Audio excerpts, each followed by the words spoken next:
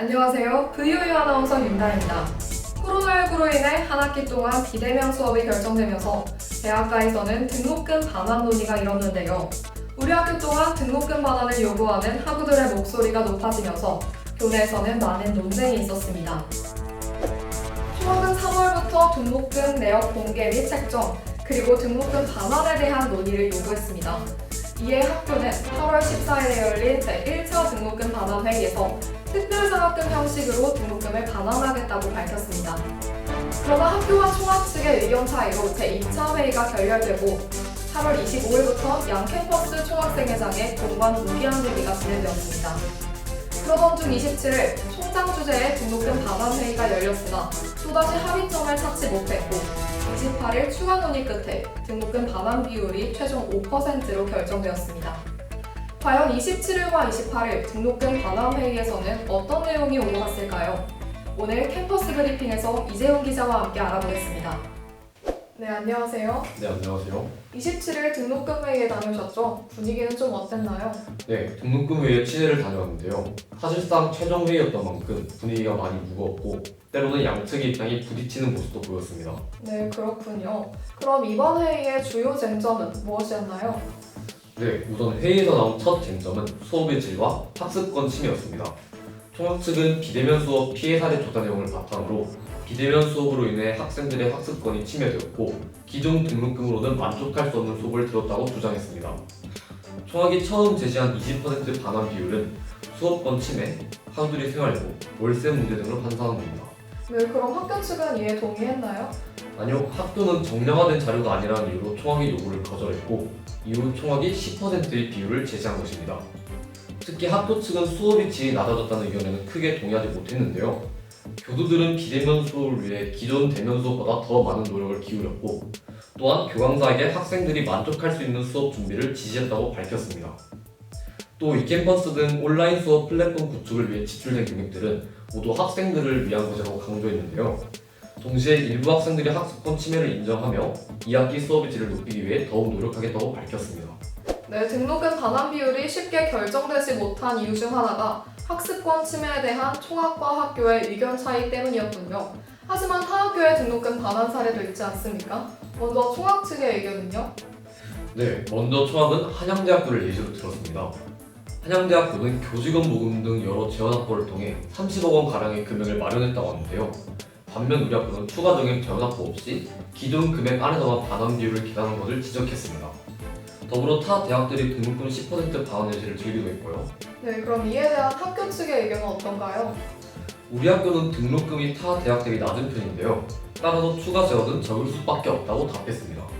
또한 우리 학교의 좋은 교수진, 대학평가, 교육 환경 등을 위해 필요한 예산을 고려하면 타 대학과의 비교는 무의미하다고 밝혔습니다. 네, 합의가 쉽지 않았던 이유가 있었네요. 그렇다면 최종적으로 결정된 등록금 반환 비율인 5%는 어떻게 결정된 건가요? 학교는 회의 후반부쯤 총학에게 먼저 4%라는 반환 비율을 제시했습니다. 먼저 학교의 재정 상태를 이유로 들었습니다. 실제로 코로나19로 인해 휴학생이 증가했다고 하는데요. 외국인 유학생의 비율이 80% 가량 줄어들었고 등록금 수입이 5억 원 정도 감소했다고 합니다.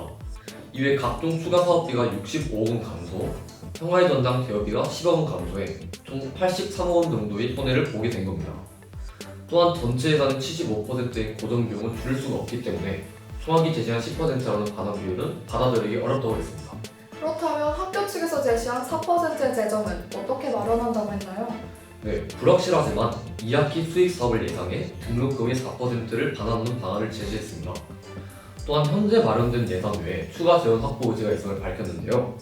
더불어 빠른 협의의 필요성을 강조했습니다. 등록금 반환의 수단이 특별 장학금인 이상 지난 학기를 마지막으로 졸업하게 된 학우들에게도 등록금을 반환해주기 위해 8월 안에 결정이 필요하다고 했습니다. 네, 총학 측의 의견은요? 네, 총학은 학교의 재원 확보 의지는 좋게 생각하나 적어도 1학기 반환금은 실 납부액의 10%로 결정하길 원했습니다. 당장 1학기 수업을 경험한 학우들은 4% 반환 비율에 납득하지 못할 것이며 학교 측이 총학이 요구한 자료인 기금 사용 불가 내역을 내놓지 않았다는 이유에서였습니다. 즉 총학과 학생 모두를 이해시키기 위해 재정 내역 등의 자료가 필요하며 학교의 힘든 재정에 대한 고통을 이해하려면 그 고통이 어느 정도인지 알 필요성을 강조했습니다. 네, 27일 회의만으로는 학교와 총학의 협의점을 찾을 수 없었던 거네요. 그렇습니다. 학교와 총학은 긴 시간 동안 합의점을 찾으려 노력했으나 쉽지 않았고 총학은 회의에 대해 마치 모래성 뺏기 싸움 같다고 표현했습니다. 학교는 마지막으로 28일 안에 총학이 결정을 내릴 것을 요청했습니다. 네, 그 결과로 28일 오전 각 학기에 5%라는 비율이 정해진 거죠. 그렇습니다.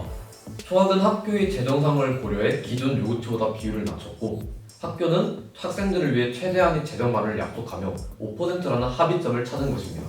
네, 학생들의 권리 보장이라는 공통적인 목적이 있었기에 치열한 논의 끝에 등록금 반환 비율이 결정될 수 있었던 것 같습니다. 그러나 아직 학생들이 궁금해할 부분이 남아있는데요. 첫 번째는 학교가 자금 내역을 공개하지 않은 이유입니다. 원지혜 기자와 이야기 나눠보겠습니다. 안녕하세요. 네, 안녕하세요. 네, 역시 27일 회의에 다녀오셨죠? 자금 내역 공개 거부는 총학생회가 요구한 등록금 반환 비율을 낮추지 않은 이유 중 하나인데요. 학교는 왜 자금 내역을 공개하지 않았나요? 우선 총학이 학교 측에 요청한 자료는 기금 사용 불가에 대한 자료와 관리 운영비, 그리고 타기간 환수 금액입니다. 학교는 기금 사용 불가에 대해 기부금의 목적을 그 근거로 들었는데요. 기부금은 기부자의 목적이 명확해 타 목적으로는 사용이 불가능하다는 것이었습니다. 관리 운영비의 경우 현재 학교가 가지고 있는 111억 원 규모의 적자를 해결하기 위해 편성됐고 본부에서 환수한 금액은 3억 원으로 규모가 적기 때문에 공개할 이유가 없다는 입장입니다. 네, 학교 역시 이유 없는 공개 거부가 아니었다라는 입장이군요. 마지막으로 남은 과제는 2학기 수업 운영입니다. 지난 학기 많은 학우들이 비대면 강의에 대한 불만을 토로했고 이에 대한 개선안이 필요한 시점인데요.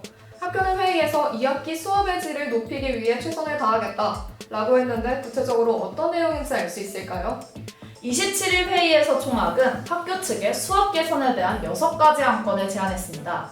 학교 역시 지금 자료야문으로 볼 수 있는 안건들을 긍정적으로 받아들였는데요.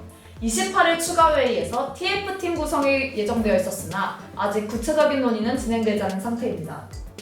긴 시간 동안 결정되지 못한 등록금 반환 비율은 이렇게 결정되었습니다. 코로나19 발생 이후 혼란스러웠던 한 학기 동안 총학과 학교 그리고 학우 여러분들 모두 힘드셨을 것 같은데요. 이번 회의 이후 학교와 학생 간의 소통이 더 원활히 되는 모습을 기대하면서 지금까지 VOU 캠퍼스 브리핑이었습니다. 시청해주신 여러분 감사합니다.